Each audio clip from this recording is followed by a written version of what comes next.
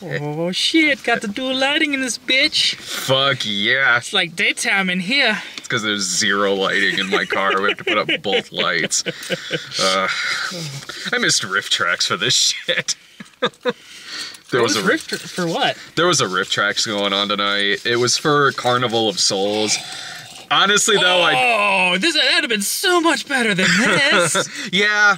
Honestly, Why did we go see that? God damn it. Mm-hmm. And then they're repeating it again on Monday, but I'm pretty sure I'm busy Monday because that's like Halloween proper. It is, yeah. I don't know, like, honestly, like, I'd kind of just like to watch Carnival of Souls on its own, because it's kind of a great movie, but I'm sure that's still funny going to see that. Regardless, be better than what we just sat through.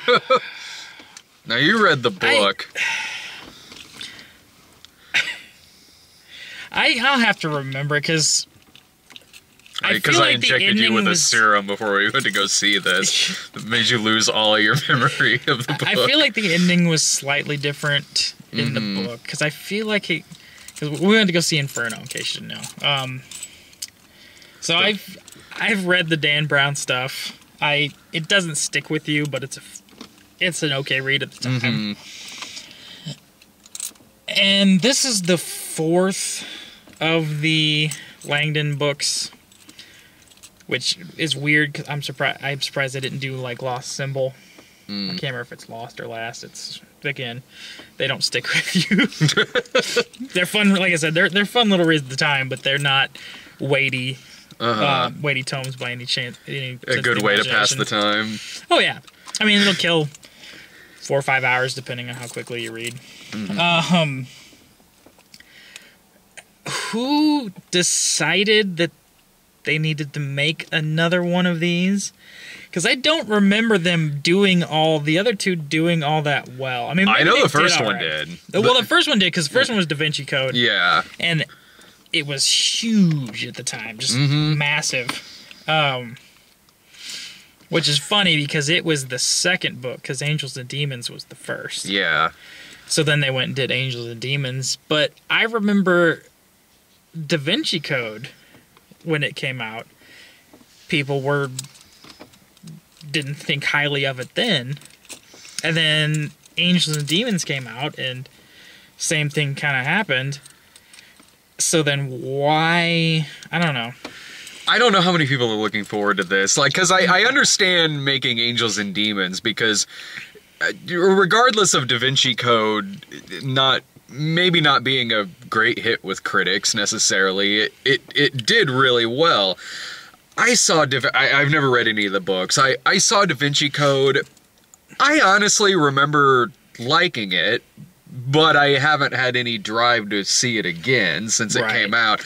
I never saw Angels and Demons. That kind of just it came and went from my memory, really. Like, I never did see that. That came out around when I wasn't really seeing everything that came out. And I never got a chance to see that one. I don't know how much hype there is towards this movie. I hope not a lot, because it's kind of terrible. Yeah, I mean, it was kind of... I mean, I'm trying to think how much, like, advertising that I saw for this. It's very little. I've seen quite a bit. Then again, I'm at, like, 2 movies a week. I mean, if they're throwing it in front of all these movies. But, like, outside of, like, trailers that you'd see in a movie, like, I haven't seen it advertised very much outside the theater. I don't know, because I don't watch that much TV. What TV I do watch is not cable. It's like Hulu, Netflix, YouTube, whatever. And like maybe there's an advertisement for this here and there. This movie, I was really worried about this from the first bits of the movie, because this is such a horribly edited film that it was reminding me of something. And not in a good way. This movie just instantly throws you into this scenario, complete with really stroby, shitty editing that looks like someone just came in and edited together a scene and then hit the shuffle button for no reason and decided to then spill coffee on the editor. This movie at least in the first part of it, is edited exactly like the theatrical cut of Halloween 6. With the fucking strobe ass editing, the random flashes that come out of nowhere. And I feel like they follow the book sequence of events. But whereas the book fleshes out a narrative and you can understand why they did it, in the movie they leave enough out to where it seems disorienting and confusing. Which is the problem with, obviously, with a lot of things, trying to adapt something from a novel, trying to find a way to change the narrative up in case the narrative is a little disjointed. To make it flow better as a movie. It feels like they didn't try and do that. They're just like, okay, here's the plot hits on this book. Oh, bing, bing, bing, bing, bing. Yeah, it feels like they needed to condense about 20 minutes worth of footage into about 30 seconds. So they just decided to add all these flash effects going on, all these different disorienting visuals that they put in post. And it's one thing if you're trying to make the audience feel as disoriented as the character. I get that, I do, but that's not what it feels like here. It feels like there's 12 people in the editing room and no one can agree on a goddamn thing, so it looks like a mess. It seriously looks like Halloween 6, where they took their cues from, because 14-year-olds didn't like it, so they decided to just make it really fucking disorienting and just add these...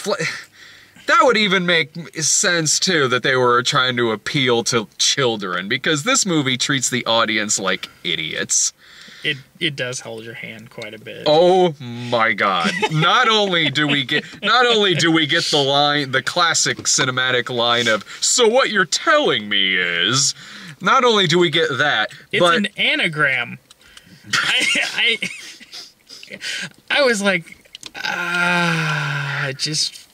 fucking How about, shit. no matter if we've seen an object, seen a character, or seen a scene that's already played, no matter if we've already seen or realized something in the movie's narrative, if that thing, person, place, whatever gets mentioned in this film, it'll instantly show us a flash of it, just in case we forgot.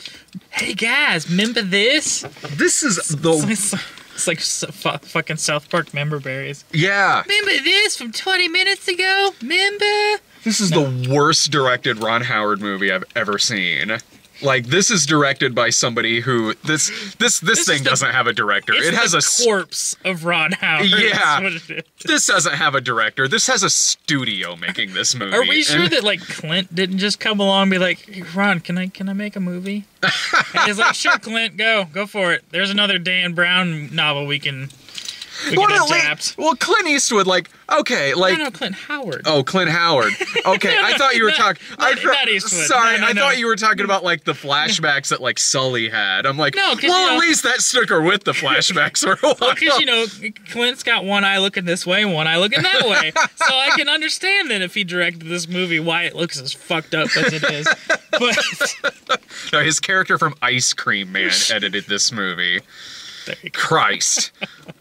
And it's not for a movie that is from beginning to end action. It's so boring. Like, it's not suspenseful. It's not even a little bit suspenseful. From frame one, the movie is, go here, run here, grab this object. What's this mean? What's that mean? A lot of it, I already know what it means because I've seen the trailer. But it's like, run here, go there, go here. From beginning to end, that's what this whole movie is. It never slows down at all, and that's not a good thing, because it gets old fast. Yeah. Well, there is downtime in the book, because I believe, like some of the stuff they cut out was going more, because this book, I mean, well, Inferno, obviously, it revolves around Dante and his Divine Comedy. In the book, they delve a lot deeper, if I remember correctly, into Dante's backstory and why he did the things he did, which made for an interesting read. All of that is fucking cut out of this movie. There's none of that shit in here. They say something in passing, like his exile as a reason, like, because he's exiled, and then they use that as a, oh, well, then we gotta go here type situation.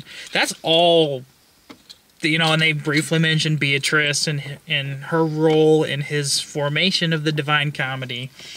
And it's just, I remember Dante being a lot bigger in the book than in the movie. He's just a plot point. Yeah. In the movie, it's just revolving around him with little things here and there. It's never delving into what Dante meant with the Divine Comedy, why he wrote it, the things he was feeling when he wrote it, that kind of stuff. This just uses Dante as just kind of a throwaway. It was like, oh, well, Dante wrote the Inferno, so that's what our movie's called. So let's Dante, yep. Here's his death mask. Here's a picture of the levels of hell according to Dante. Okay, we're good. Just watch Dario Argento's Inferno. You get a more satisfying experience in this movie. This feels like it's like Brian Grazer, the TV producer, is behind this, because that's what, like, I know he produced this movie, but it feels like I'm watching like a television production, because it feels like it's a little bit of like 24 with all the fucking running around and shit, and also a lot of visuals maybe held over from Hannibal. Like a lot of the really surreal shit, yeah, like with the purgatory and the hell on earth type, yeah. Yeah, and like the girl standing there and blood coming out of the windows. It has nothing to do with anything in this film. Maybe it does in the book, but it's like, wait, is she supposed to be on her period or something? What is going on here? No, but that's the twist. They didn't show that in the trailer. That's where the plague comes from. Goddamn, like that's another. It feels like I'm missing so much having not read the book, because they have like this kind of romance between Tom Hanks and the lady in this film, and then at the end when they talk about like, well, you know, in another life or whatever, and I feel like that was kind of shoehorned in a little bit too. There could have been way more of that, because like at the end when they're like, you know, in another life, I was like, why? Like, you're not really giving me enough of a reason for you guys not to give this a chance. Yeah. You obviously have a history together. I really don't know what that history is, but it seems positive. You're not really giving me any negatives here. I don't know why you two just don't go get a cup of coffee or something. He's a professor. He can teach wherever the fuck he wants. Just because he likes Cambridge doesn't mean he can't go work overseas, because she's in Geneva because she works for the World Health Organization. Yeah. They have universities in Geneva, just saying. And he's in his classroom about as much as Indiana Jones is. Pretty much. That kid lined up the back. He's jumping out the back door. Kids are knocking on his front door. Belongs in a museum. I wish to God I was watching any of those movies. He is kind of like a discount Indiana Jones. Yeah. He really is. The character is a lot more interesting than Tom Hanks portrays him as, though. I think that's the problem. I think from day one, casting Tom Hanks in this role, I feel like it was miscast. But now that they've already done it, they're just like, well, we can't change it now. Well, I like I said, I haven't read the book, so I can't really vouch for how in the movies he stacks up against how he is in the book, but in terms of Tom Hanks, I mean, I don't have a problem with Tom Hanks in this. I mean, he has a natural likability to himself. Again, it's Tom Hanks. It's Tom Hanks. I mean, like I said, the man is a gift to our generation. I love Tom Hanks. I just feel like this was probably not his role. Like, he's doing the best he can in a role that probably wasn't particularly suited for his taste. He brings, since he has such a natural charisma and likability to him, he does kind of instantly bring something to such a thin character in this film. Right. Like, wow. It's not so much like we're watching a character run from place to place. We're watching Tom Hanks do all of this. Tom Hanks could play like Billy Madison. Yeah. Like, if they remade Billy Madison, he could do that. It's not going to make it. That would be a better movie. I mean, it's just one of those things that he can do whatever he wants. It's just not necessarily the right thing to do.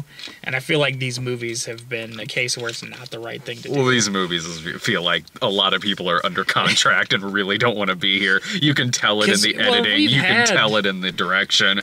We've had some really good actors in these movies. This one does too. Yeah, this is no exception, because they're like Felicity Jones. Yeah. Ben Foster? Ben Foster, yeah. I love Ben Foster. Why is he not in more stuff? Oh, fuck yeah. As a bad guy, too. Oh, have you seen Hell or High Water yet? I've not seen Hell or High Water. So fucking good. But, like, ever since, like, 3:10 to Yuma. Yeah. Oh, fucking loved him in 3:10 to Yuma. He's one of my favorite part of this movie. Yeah. Like, but he's definitely more subdued. Not even, you can't really call him necessarily a villain. Mm-hmm. He does bad things, but I wouldn't really. He's his. I don't know. It's one of those characters where you're just like, well, I don't agree with how you're going about this. I do agree that with your overall assessment, because basically what it is his character is deeply concerned about the overpopulation problem in the world. And he describes how it took 100,000 years for us to get to 1 billion, then another 100 years to get to 2 billion, then it doubled in 50 years, and then doubled again in 40 years. So he was showing we're reaching a crisis point.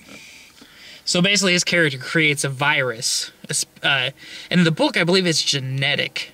So it targets specific genetic markers. So it's not, he knows that it's not going to kill all of the population, but it's going to kill enough of the population to kind of start all over again, or hit a jump point to where we can move forward in a different way and save the environment, save the Earth, so that we don't become extinct. Well, Ben Foster's really good here because he plays the character with enough charisma that you can buy where people would go along with this in the film, but he also has that craziness to his eyes to where it's like, at the end of the day, it's a madman who's saying this, but he's got that madman charisma. But unfortunately, he's in very little of the movie. Like, if it was so much more about him, like, if he had a lot more to do with this, and if the twist of who is involved wasn't so fucking obvious,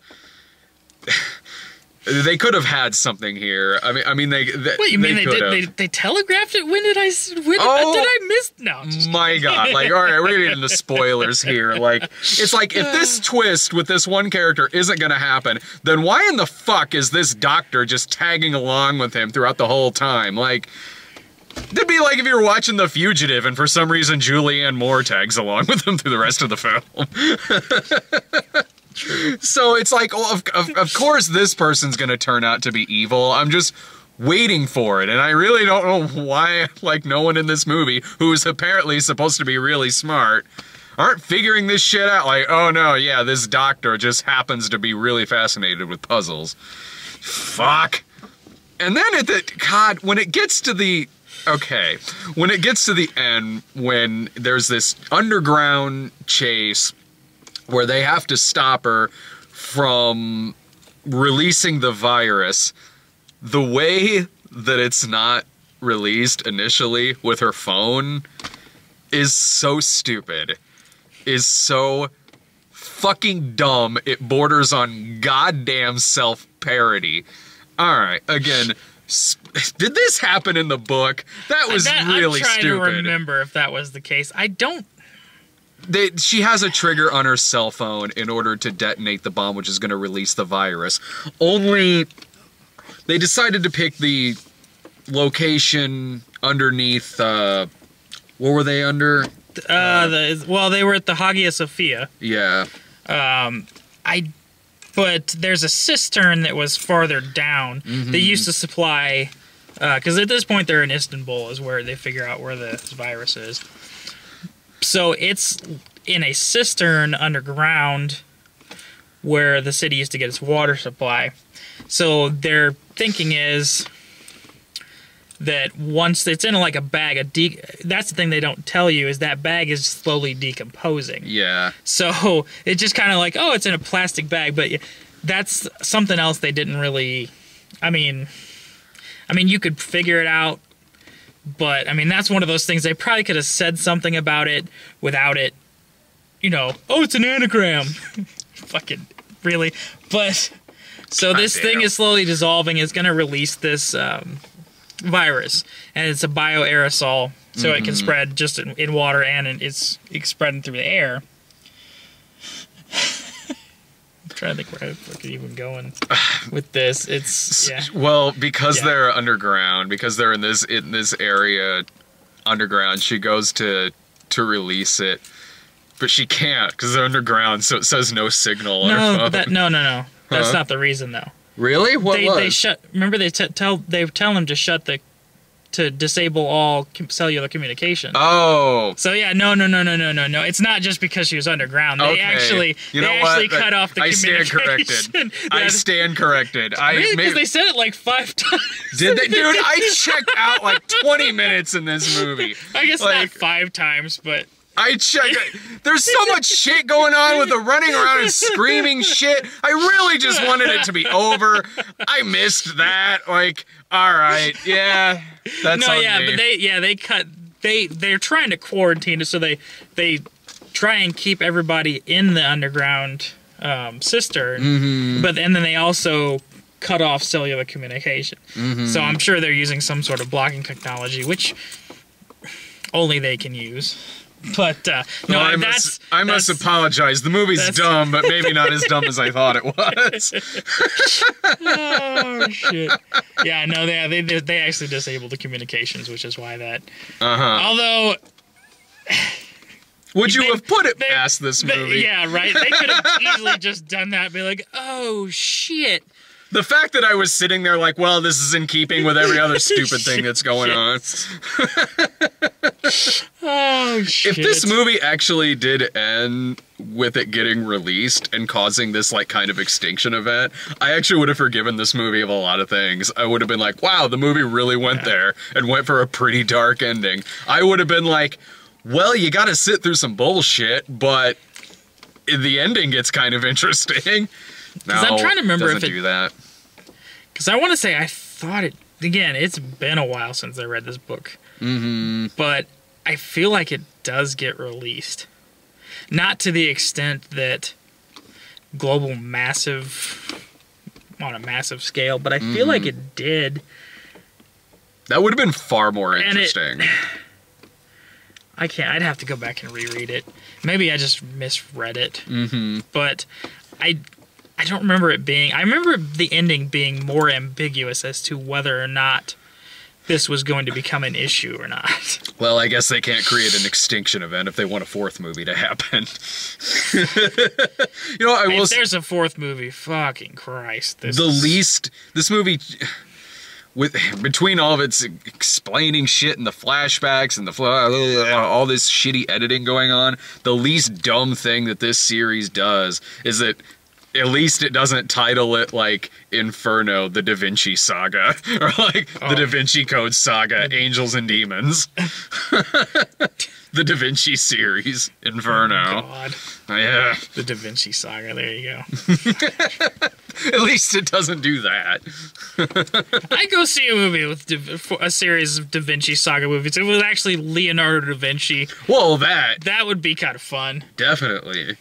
I feel like there's a Star show that Da Vinci's part of. I can't remember what it's called. I think there's an Asylum knockoff of these. Well, this is an actual, like, television show. Mm-hmm. Is it something monster? I can't remember. But I think it revolves around Da Vinci.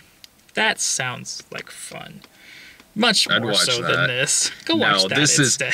This isn't interested in giving you really any kind of character depth or character development or any kind of quiet moment or any of those like kind of downtime moments you were describing from the book with Dante especially. This movie isn't interested in any of that. It's just interested in talking really fast, running around, and doing constant exterior shots of the helicopter roaming around the city, roaming around the towers. Like, fuck. Yeah, because I feel like they do have to think on their feet, but there's down times where they can sit there and talk and compose and think about what they just ran across and like, oh, let's evaluate what we've. No. Yeah. Here we go. Connect. It's essentially connect the dots. Like the Indiana Jones movies do. The Indiana Jones movies aren't just the mine car chase.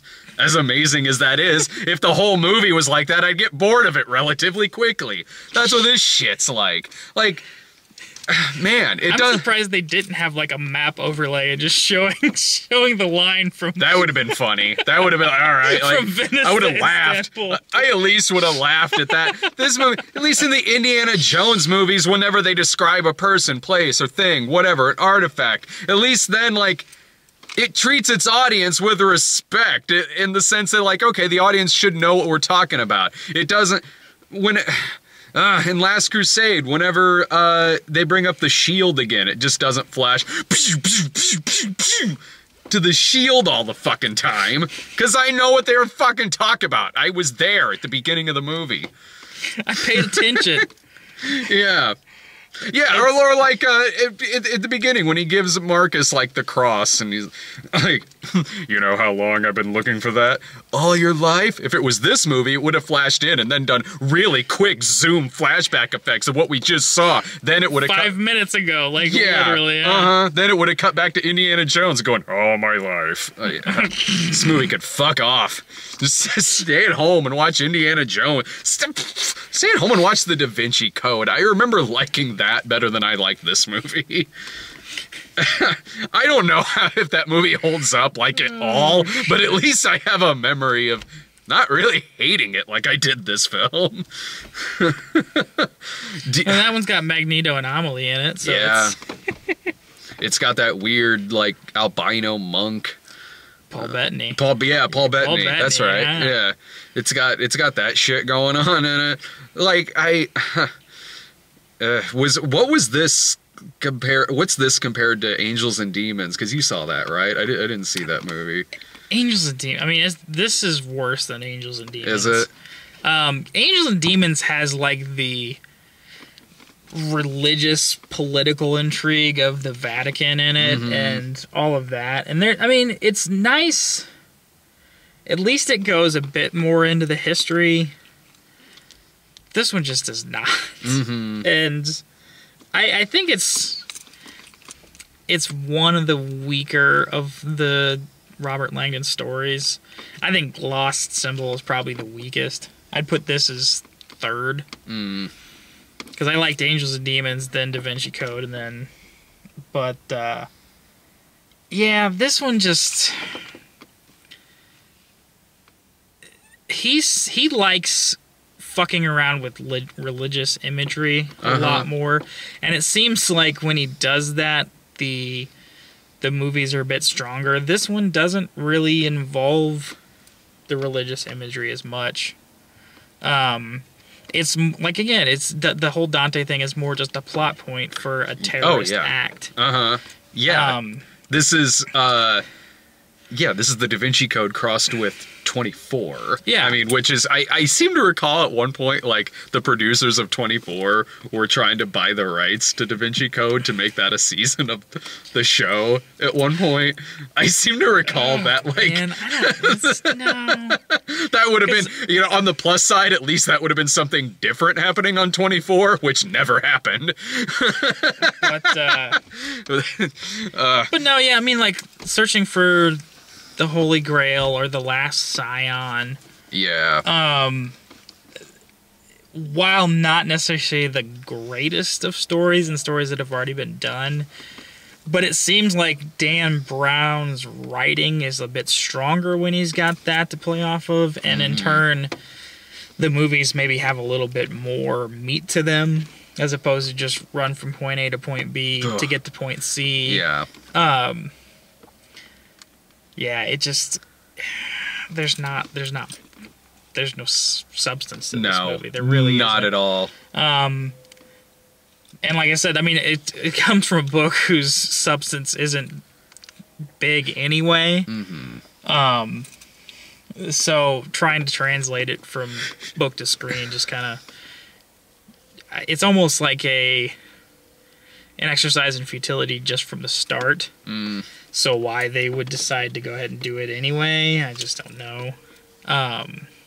It's a movie that perhaps maybe at one point they had like a better edit of this film and somebody looked at it and thought it was boring, so they just chopped a lot of stuff out, left in the action, and just threw in all this flashy editing that just gave me a fucking headache. I'll say this, like, it was maybe easier to sit through than Jason Bourne, because at least it didn't make me nauseous. At least, like, it had slightly more likable lead, but only just because it was Tom Hanks. No, I think at best, this is, like, just... maybe pop it up on Netflix if you've seen and liked the other two movies. Yeah, that's... Sure, but good luck, man.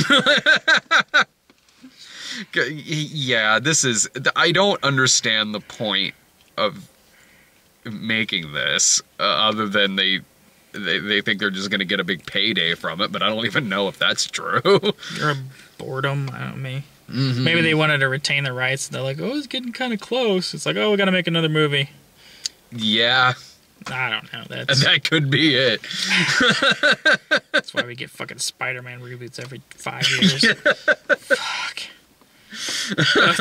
The next one will be better than 2. Yeah. I'll put some money down on that. I'll be surprised if somebody falls into a vat of electric eels and comes out as an electric man. I never wanted a fucking Aunt May before, but god damn it, why the fuck did you make Marissa Tomei and Aunt May? Hell it's like, yeah. No, that's a weird boner for me. That's a totally weird boner. Aunt May is the nice old lady. You throw Marissa Tomei up there who I've seen naked, I'm like, god damn it, Marvel. God damn you right now. I'm got the weirdest boner in the world. I'm just like, fuck. I guess I can understand it based on they keep making them younger, but fuck. With great hotness comes great erections. Pretty soon Aunt May is going to be younger than my ass, and that's no. And we'll still be here, a couple 70-year-olds. They're going to have like an 8-year-old Spider-Man with like an 18-year-old Aunt May. It's like, god damn it right now, really. But the 3D is really good. Here we are, midnight screenings, 2034. Oh my god. Spider-Man 28. They've kept it going 28 movies without rebooting it. That's a record. Somehow, yeah. They're on the like tier like E characters now. Yeah. That would be interesting. It's like the Hobgoblin's evil nephew who likes to tinker. There'll be a lot of me leaning over going, who's that? Who the fuck? I don't fucking know. Yeah, like, I don't even know who the fuck that shit is. Alright, next, so speaking of comic books, Doctor Strange. Yeah, next week is, Doctor Strange. That means I hope it's good. I want it to be good. Me too. So it'll be better than this. Well, that's setting the bar pretty low. Though, yeah. So. Yeah, it's like, well, you know, look at the bright side of keeping up with the Joneses. It's better than Medea, I guess. Oh, and that's pretty true. It is as bad as keeping up with the Joneses. It's very clearly better than Medea Halloween. All right, fucking train wreck. See you next week. Adios.